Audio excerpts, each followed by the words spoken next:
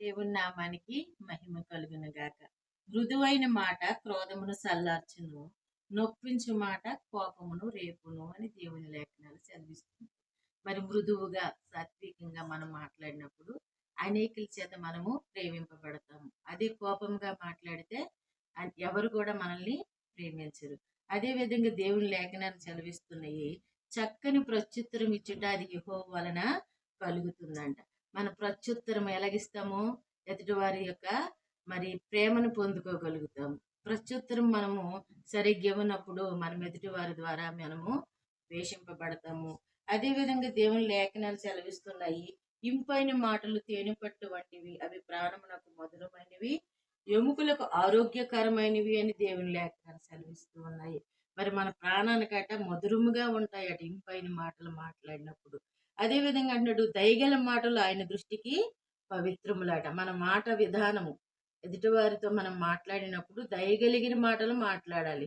ఎదుటివారిని మనం బాధ పెట్టేవారంగా మనం ఉండకూడదు. ఎదుటివారి హృదయాన్ని మనం నొప్పించే వారంగా ఉండకూడదు. ఎదుటివారిని మనము మరి సన్మానించే మాటలే మనం మాట్లాడాలి, కానీ మనం ఎదుటివారిని నొప్పించే మాటలు మాట్లాడకూడదు. అదేవిధంగా దేవుని లేఖనాలు సెలవిస్తుంది, తన నోరును కాచుకున్నవాడు తన కాపాడుకును, ఊరు కొనక మాట్లాడువాడు తనకు నాశనము తెచ్చుకును అంటున్నాడు. మరి మన నోరును మనం ఏం చేయాలట? కాచుకోవాలి, భద్రంగా కాపాడుకోవాలి. మన మాట ద్వారే మంచి చెడులు మన నోటిలోనే ఉన్నాయి గనుక మన మాటే అనేకులు మనల్ని ప్రేమించినట్టుగా చేస్తుంది. మన మాటే అనేకులు మనల్ని ద్వేషించినట్లు కూడా చేస్తుంది. గనుక ఇంపైన మాటలు తేనెపట్టు వంటివని దేవుని లేఖను సెలవిచ్చిన రీతిగా మనము ఎదుటి వారికి తీపిని పంచాలి, కానీ సేదుని పంచే వారంగా మనం ఉండకూడదు.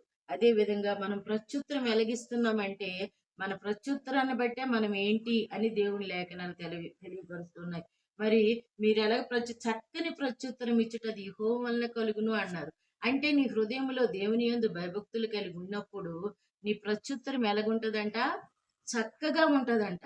నీ హృదయంలో దేవుడు లేనప్పుడు నీ ప్రత్యుత్తరం తెలిసిపోతుంది. నువ్వు దేవుని బిడ్డవో మరి అపవాది బిడ్డవో నువ్వు తెలిసిపోతుంది. గనుక మన మాట తీరును బట్టే మనం ఏంటని జనులు తెలుసుకుంటారు. దేవుడి వాక్యాన్ని దీవించి ఆశీర్వదించును గాక.